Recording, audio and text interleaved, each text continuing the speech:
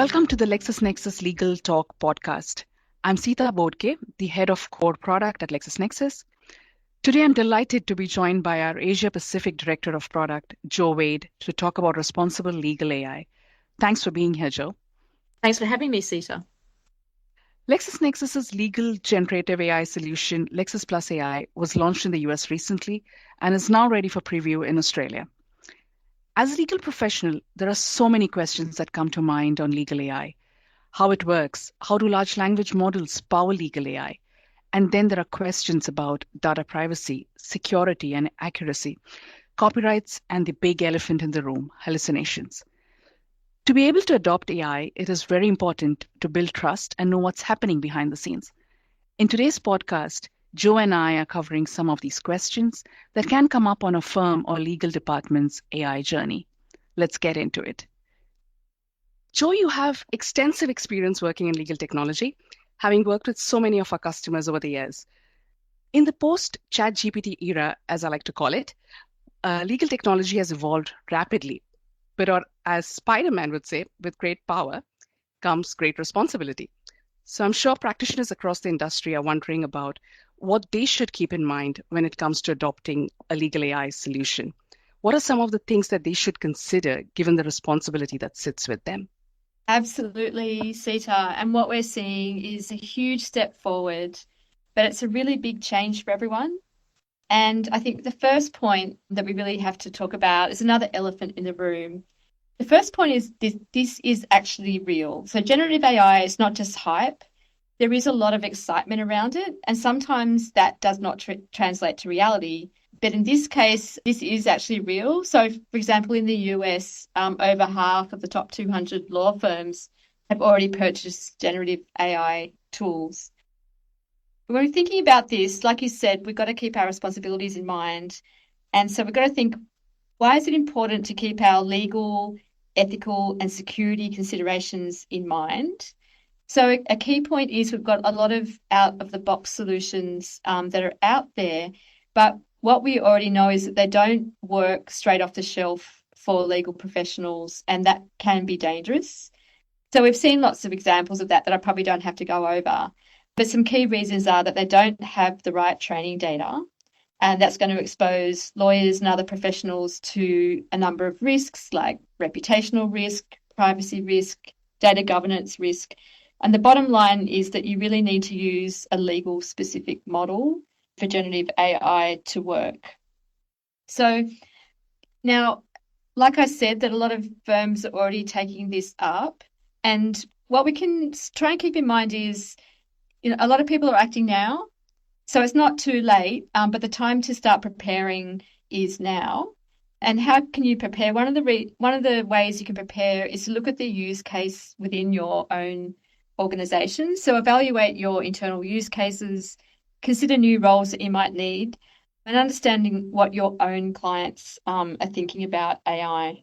Yeah, that's a good point. And I think a big driver for taking these decisions is to benefit firms, to benefit those corporate legal departments and practitioners, and how they can envisage AI, to be adopted for the right legal use cases. Like you said, identifying those use cases, identifying, which legal specific models to use, considering those new models that are out there. And what kind of work tasks can be automated by using AI and the positive impact that it can have on the profession as well, right? Absolutely. So there are already a broad range that have been identified. And a lot of this knowledge comes from, not from the providers ourselves, but by surveying and asking either existing clients or other legal professionals in the industry. So LexisNexis has already conducted a number of studies, some in the US, some are global, so across US, UK, Canada, and other regions, and also in Australia and New Zealand as well. And there's a whole, spectrum of tasks and activities that have been identified. So from sort of activities that used to providing services for, like legal research, legal drafting, summarization, and into areas that we support today, but we don't currently provide the task for, such as, actually helping with your litigation strategy. So today we provide services that you can use as inputs to your strategy. But actually what is emerging is that generative AI capabilities can actually do tasks to take on more steps in that activity. And you can see that what's really interesting is when you ask professionals, what are you using generative AI for today, is much more in that research space. And what do you project forward into the future? What will we be using it for in the future? And those kind of more extensive tasks like preparing litigation strategy, they start to move up the list. So you can see that's where we want to explore in the future and start using and testing capabilities. Those are some excellent use cases, Joe, that you just mentioned. And it just makes me think, with all of these use cases that we are thinking of, where there could be an application of generative AI and, all of these considerations that we have, to use it responsibly. It also makes me wonder, and I'm sure many of our users will be wondering about this, what happens behind the scenes when it comes to developing these solutions? It's like this new superpower that you have now, but how does it work? How are those large language models put to use? And what are those key guidelines that you need to consider while developing these solutions? Yeah, that's a great question. So right now, when we think of large language models, we think of those big, famous public models like GPT and Claude that come from providers like OpenAI and Anthropic. And those generative AI large language models are trained on just massive amounts of public data, public information. So, for example, we say things like ChatGPT was trained on the internet, for example. We have already been, for years, we actually have at LexisNexis a track record of working with large language models that came before these generative AI models, such as Google BERT. They were also trained on large quantities of data. And the difference with, these GPT and so on, that the scale is just much bigger. They're just trained on much more massive amounts of data. But that is a lot of public data that we don't have control over.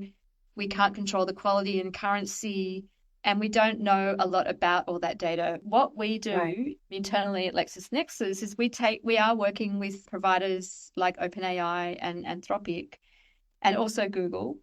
But what we do is we do additional work to sort of turn our version of it into a legal specific model, if you like. So one of the things we do is fine tuning.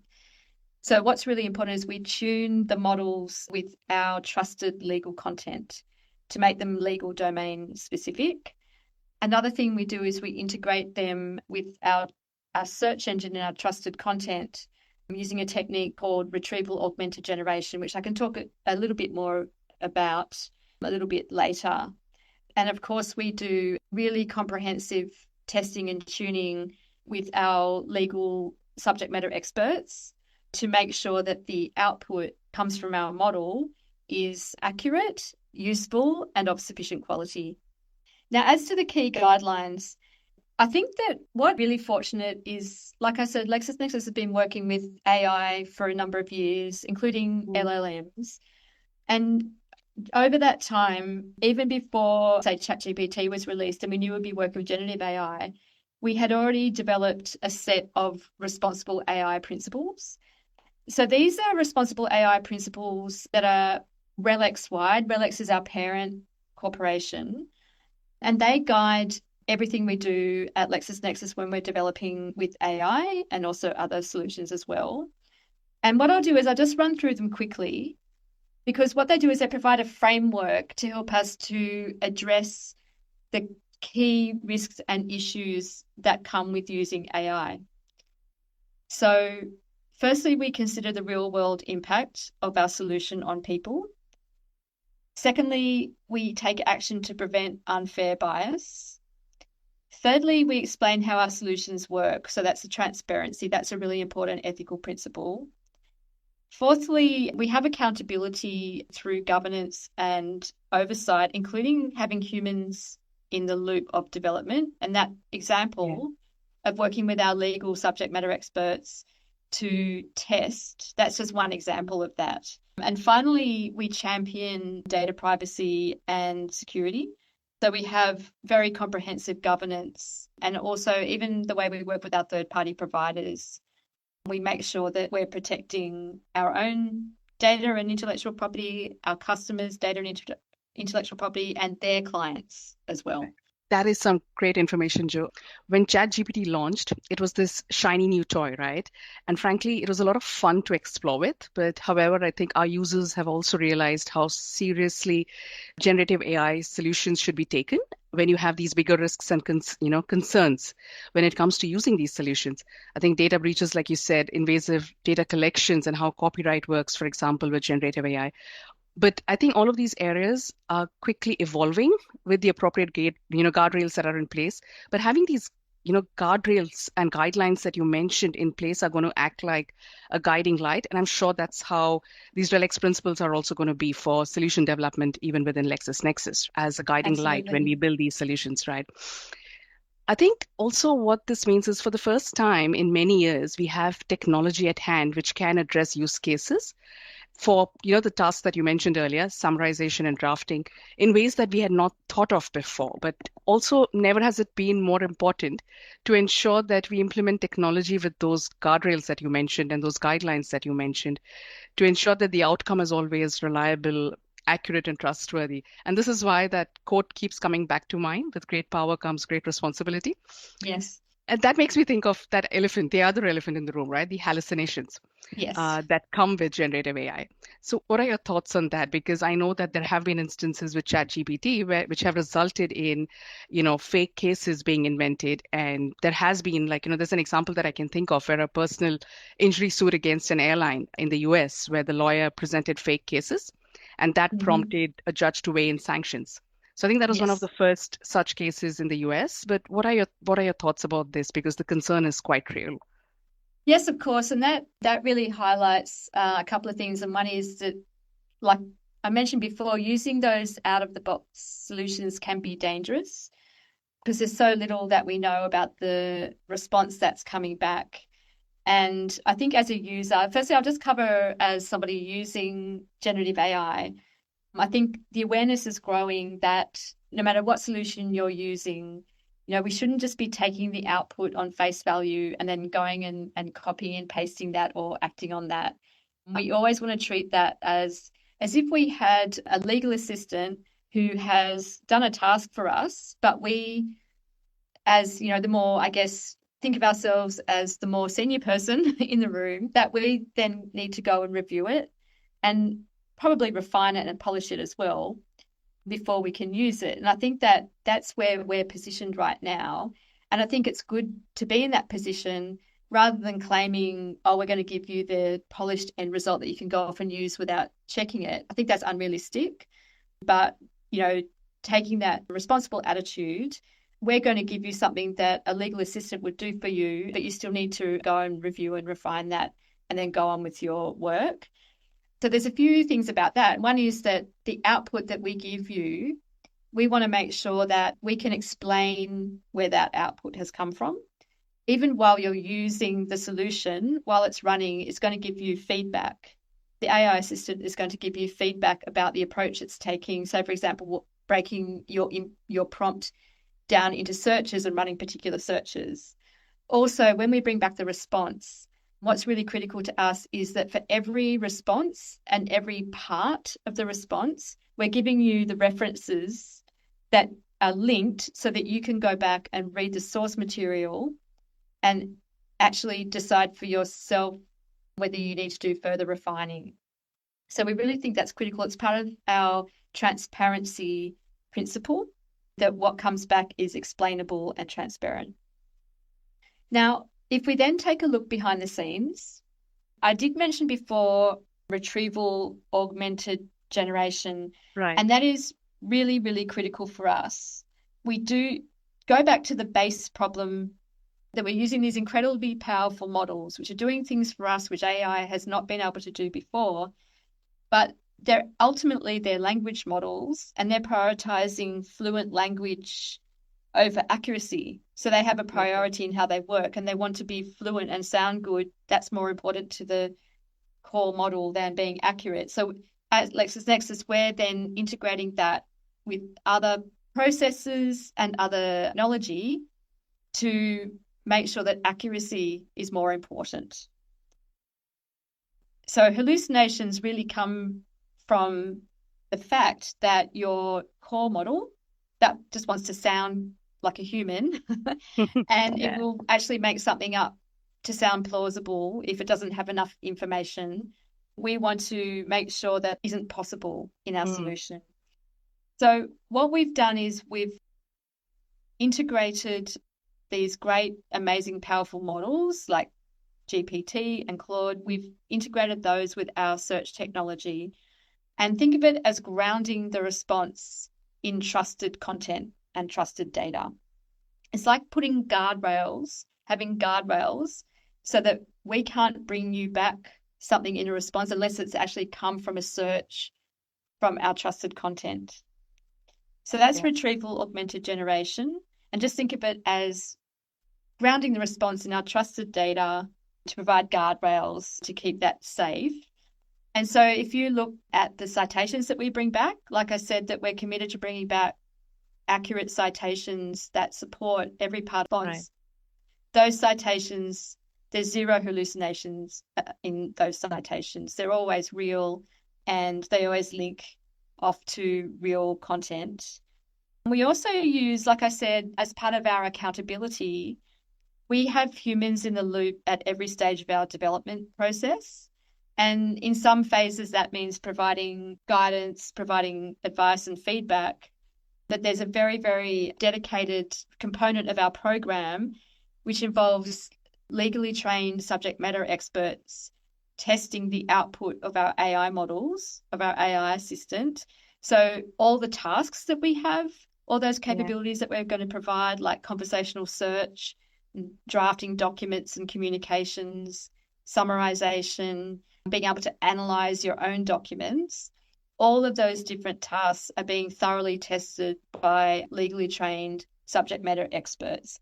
And what we do is we get the results of testing, we measure them using consistent methodology, and we also get really great, rich feedback for our data scientists to continue with the prompt engineering and tuning and continue sort of implementing the RAG, the Retrieval Augmented Generation, and the search relevance, all those things, so until the quality of the output that we bring back is at a high enough standard.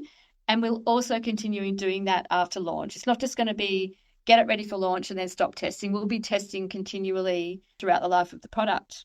Absolutely, absolutely. And that makes so much sense, Joe, because to be able to ground these AI responses in solid substance, that is your trusted, authoritative, and current content, along with that Yes. human element embedded through the process. And like you said, not just till you launch Lexis Plus AI, but beyond that, through the lifetime of the product, it will continue. It makes it so much easier then to trust these AI models to enable the outcome that you're looking for. Absolutely. And not to mention, you're talking about those guardrails as well, with those ethical guidelines that you mentioned earlier, and taking into consideration data security and privacy. So that's sort of giving that holistic view of having a very reliable AI-based solution that customers can then trust and users can then use. Yeah, and I'd just like to finish off just with a couple of Yeah. points on that. Firstly, as we know, those big public models that we all know about, like GPT, they're not updated very often. It's enormously expensive effort to update those massive models. But part of the work that we do in our implementation at LexisNexis is that we make sure that our model is as up to date as our content platform, and we update our content multiple times a day. So if you Yes. ask how current and how up to date is our model, it is bringing back the content that is as current as our foundational research platform and practical guidance platform, Lexis Plus. And so, like I said, the content is dynamically updated as soon as we get fresh content and content updates. And on information security and data privacy, we have worked very hard with these third-party providers that we have, including Anthropic and OpenAI, and also Microsoft Azure and AWS Bedrock. We've worked very hard with them to make sure that the way that we deploy our solution keeps our data and our customers' data completely private. So we actually think of it as a private version of those models. Yeah. Anything that our users input into the solution, that stays local to them. So even if you have different users or different lawyers within your own firm, none of their information bleeds into other users, even in the same organization. And it certainly does not get used or consumed or leak into the public models in any way. Yeah. And also the way we develop, we don't use our customers' input. We don't consume that even in our own version of the model. And so, for example, if you say upload your own document, we have tasks where you can upload your own document or documents, and we can summarize those for you, or you can ask questions against those documents. As soon as your session's finished, or if you choose to manually delete your conversation, that is purged within 10 minutes. And, no one at LexisNexis gets the opportunity to see that. Also, anything that you input as a prompt, that doesn't end up in our model. Yeah. We actually have other ways of developing and improving our model, like as I described before, doing internal testing with our legally trained subject matter experts, or doing research activities with, lawyers and others who, consciously consent to being part of our research study. So we're not using or consuming your input in any way, and you can trust that it's private and that we have really, best practice information security standards in place. Yeah. And I think, Joe, that's very important for our industry. I think privacy and confidentiality go a long way. So I think that's really good to hear that we have these guardrails in place to ensure that the product is, it takes care of privacy. It's also ensuring that the conversations happening between the users and the model are just between them, and that information is not leaking across, be it to the Anthropic or to OpenAI or to LexisNexis. Absolutely. Yeah. Thank you. Thank you so much, Joe. It is always such a pleasure to talk to you about technology and product development. It's been a great pleasure today. Thank you. Wonderful. Thank you very much for having me on. For those of you listening to Lexis Plus AI, our legal generative AI solution is now previewing in Australia. Sign up for the LexisNexis AI Insider to be among the first to preview Lexis Plus AI and get access to exclusive content, events, and news about other AI tools. Thank you.